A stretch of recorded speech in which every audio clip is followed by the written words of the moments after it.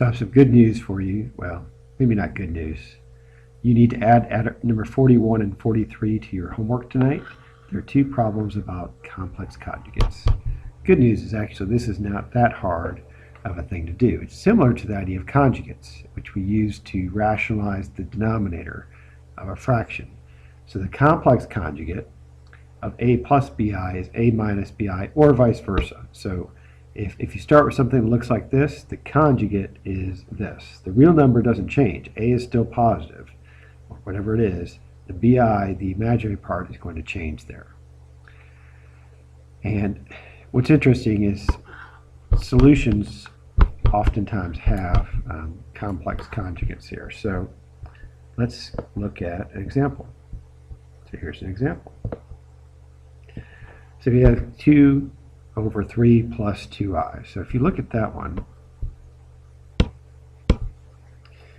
the complex conjugate of 3 plus 2i would be 3 minus 2i.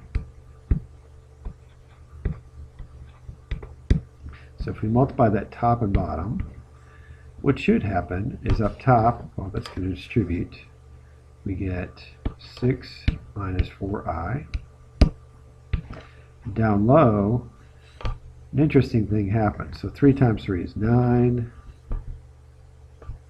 Outside would be negative 6i. Inside is plus 6i. So the inside outside goes away. Negative 6i plus 6i is 0i. The last term would be minus 4i squared. Now we learned today that this guy can be simplified. Right? We know that I squared is really just negative 1 in disguise. So this can be simplified to 6 minus 4i up top over 9 plus 4, because I squared really is equal to negative 1 there. I squared is negative 1. So we plug that in, 9 plus 4 is I, so we get 6 minus 4i all over 13. And that can be simplified. That would be our answer. Here's one more type that you'll see.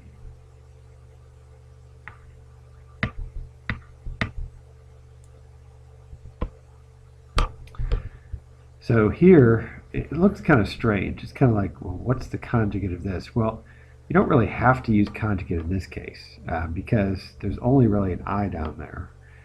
It's got 3 times I, but we don't have to. But there's nothing wrong with the 3 in the denominator.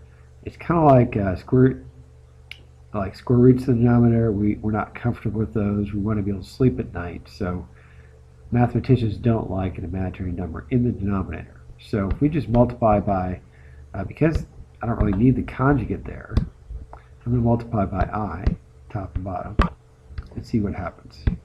So up top we get 4i. Down low we get 3i squared. Well, 3i squared is really negative 1. So we get negative 3 down low and 4i up top. And just so we can sleep at night, we don't like the negative down there, so I'm going to say negative 4i over 3. Or negative 4/3 I. Lots of different ways to say that, still be correct. That's it.